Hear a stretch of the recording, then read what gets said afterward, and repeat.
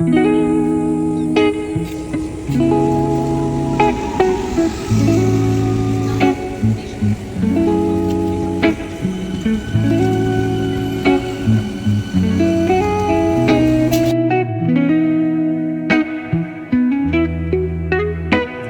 একটা ব্যস্ততম সপ্তাহ কাটানোর পর আমি আর আমার বন্ধু বাইক নিয়ে বেরিয়ে পড়েছি একটা সুন্দর জায়গাতে।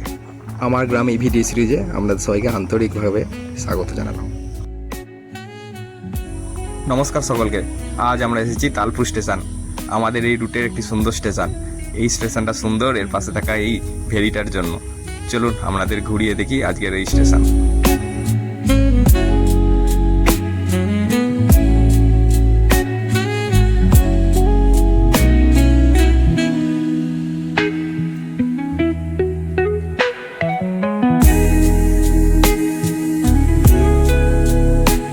ইয়ামাহা সবারই এক ফেভারিট কোম্পানি এক সময়, আর এটাকে দেখছেন, এর নাম হলো রিজু পাল। এ হলো আমার এক বন্ধু। আমরা আছি নচিপুর গ্রামে, শহর তারকেশ্বরের খুবই কাছের একটি গ্রাম, কিন্তু গ্রাম্য দৃশ্যে পুরো ভরপুর। ওদের এই গ্রামটি ছিল পুরো চারিদিকে সবুজে ঘেরা। শহরের এত কাছে থাকতেও কিন্তু গ্রামটি ছিল একদম পিওর গ্রামের মতন। আর এই যে ডান দিকে মন্দিরগুলো দেখছেন, এগুলো নাকি 400 বছরের পুরানো। এখানে কোনো এক রাজার মহল ছিল, তার ধ্বংসাবশেষ এখনও রয়ে গেছে। আপনারা যদি কোনোদিন সময় পান এবং লোকালিটিতে থাকেন, তাহলে অবশ্যই এদিকে একবার ঘুরে যেতে পারেন। যদিও সেগুলোর মধ্যে আর ভিতরে যাওয়া যায় না, তবুও বাইরে থেকে দেখলেও বেশ ভালো লাগবে। জায়গাটা খুবই সুন্দর। আমরা বাঁধে উঠে কিছুক্ষণ সূর্যাস্ত দেখতে দেখতে এগিয়ে গেলাম স্টেশনের পথে।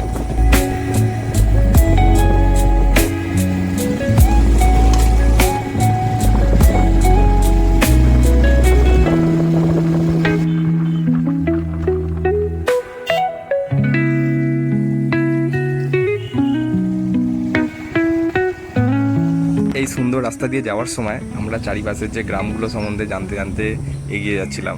রিজু সব গ্রামগুলো নিয়ে আমাকে জানালো এবং আর কাছাকাছি চলে এসেছি স্টেশনে। চলুন নিয়ে যাই আপনাদের স্টেশনের পাশে সেই জলাধারের কাছটিতে।